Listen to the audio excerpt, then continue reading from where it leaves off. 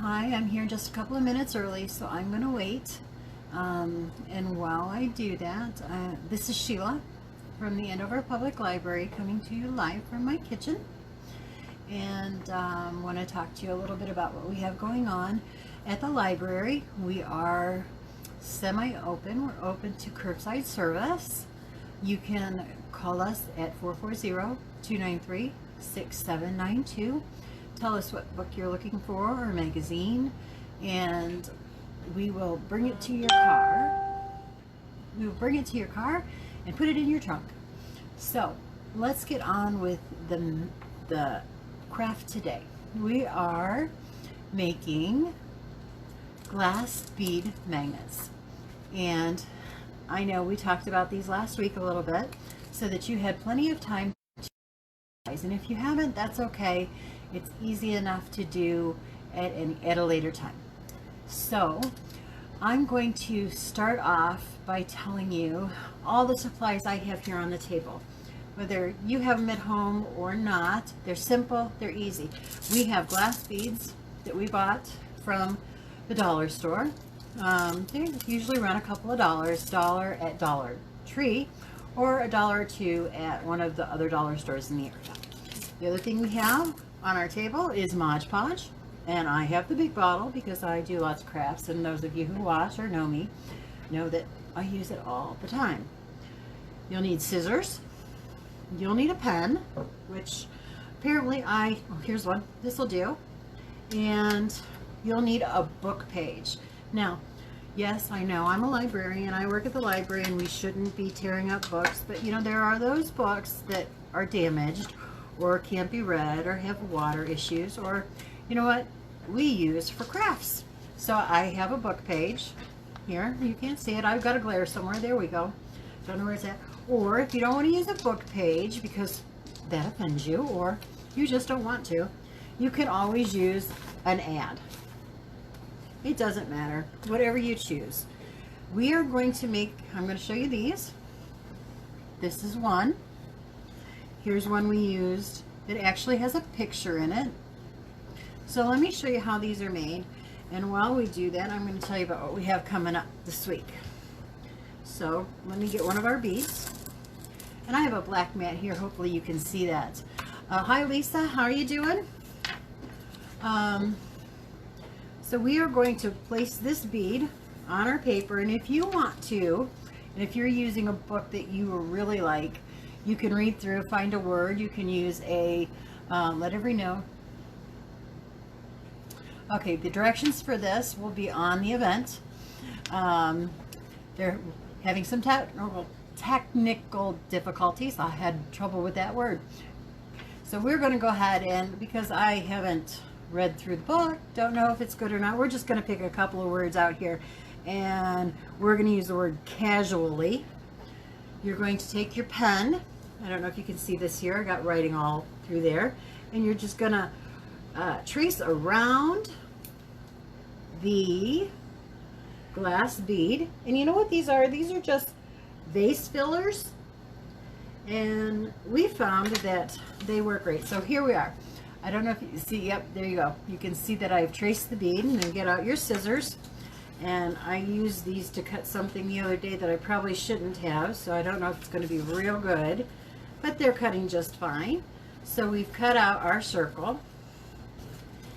Well, I kind of cut out my circle. I'm having issues today. It's because I've been on videos all day long.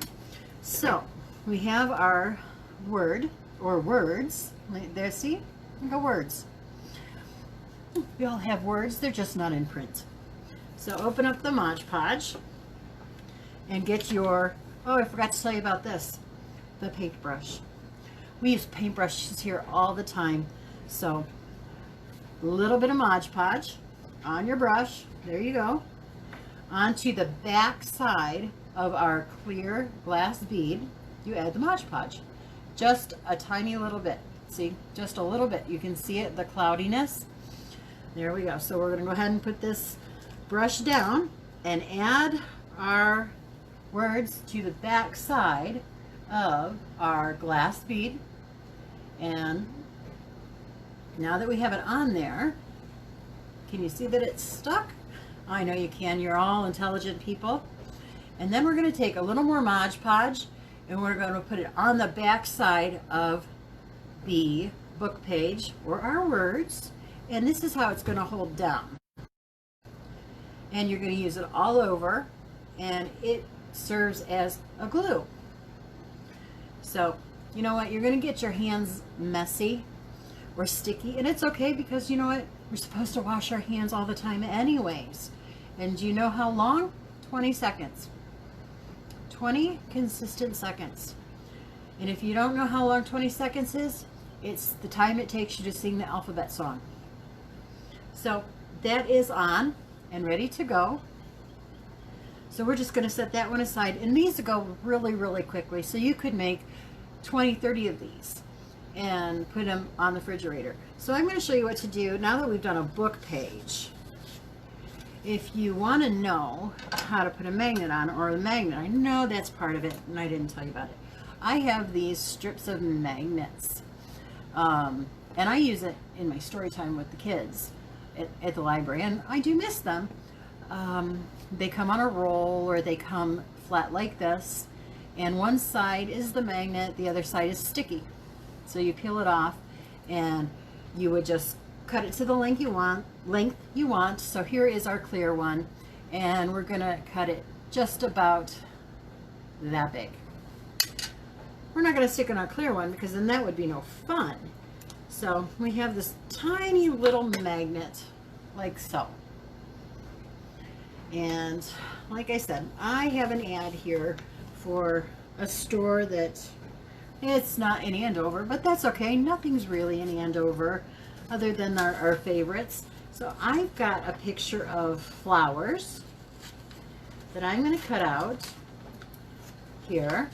And yes, I know I said to trace it, but I didn't want to have that big ad there. So here's my pictures of flowers. And now I'm going to put down that bead and trace around it so that I know where to cut. And it's always easier when you're cutting something smaller than a big huge sheet of paper. So we now have this bead is going to be red roses and in a white pot. Here we go, red roses, white pot. Again, same technique as before, Modge Podge on the back, and this just gives the paper something to stick to. Place the picture of the roses on the back side facing up towards the front. Now that's the key here. Make sure that the picture can be seen from the front of the glass bead, and make sure it's lined up. Add a little bit of Modge Podge. As you can tell, I'm just using the top of my Modge Podge because it had a little bit when I shook it up.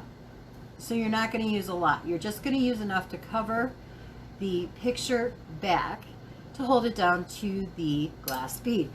So there it is again. So I show you again, and you're going to set it down and let it dry. The drying time on these is probably about 5 to 6 minutes, depending on how thick you've made your Modge Podge. And this one is almost completely dry. So here it is. Here's the words. I don't know if you can see it. Let me move my fingers to make you see it a little better. And it will clear up, and I didn't cut it real well, but it will clear up as it dries. So these have dried in plenty of time, and they are very clear. I don't know if you can see that. I think I've got a glare from the window across from me. Can you see that? I'm sure you can. If not, I apologize. But because these are done, I'm going to show you how I put the magnet on. See, we cut the magnet earlier. I'm going to peel the back off. And these you can get at any craft store. I don't know if you can get it at the dollar store, but a whole roll of, I don't know, I think it's 30 feet is less than $5. So here we go. Here's the glass bead, and there's our magnet. And let's see. Nope, that doesn't work. I don't have anything to stick it on to show you because I'm not close to anything that's magnetic. But there you have your bead. And you know what? If you're like me, and not many of you are, in this instance, my daughter just graduated on Saturday. Woo! and we could shrink her pictures down and put them behind this. If you have a grandchild or a child or something that you want to be sentimental with, put it behind there, stick it on, put them all over your refrigerator. It would be a great way to memorialize them. Or if you have, I wouldn't suggest toddlers because these are a little too small for them. But if you have young ones, oh, there's the directions. They're up there in the comments. If you have young ones who are learning their ABCs, go ahead and cut out the A's, the B's, and the C's, or colors. Put them up there, put them on your fridge. It'll give them something to do, something to play with. So now that you know how to do these, I want to tell you about this fantastic stuff we have going on at the library. We are starting our summer reading program coming up in just about a week and a half. But tomorrow afternoon, Thursday afternoon, we are doing summer reading registrations, and they are going to be at the library. You can call the library at 440-293-6792 to sign up for summer reading registration. Or you can stop at our parking lot between the hours of 5 and 7, register in person, and sign up for all our fabulous crafts we have going on this summer. All our adult and teen crafts are being done on Fridays at 1 o'clock, and they are all virtual. If you are one of our lucky little ones, all our children's crafts are done on Tuesday, and all our crafts supplies are being provided by the Andover Library. So if you would like to do that, please, please, please sign up for summer reading. We are going to be in the parking lot on Thursday from 5 to 7, Friday from 11 to 1, and that is June 4th and 5th. We will also be in the parking lot June 11th from 5 to 7 and the 12th from 11 to 1.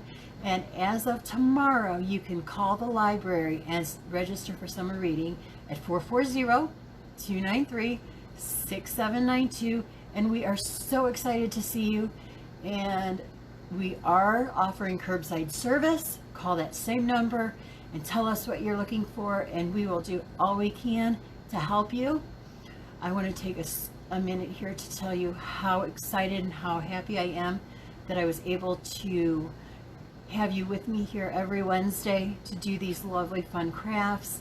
And I will see you on Fridays for summer reading, and we have completed some fantastic things together.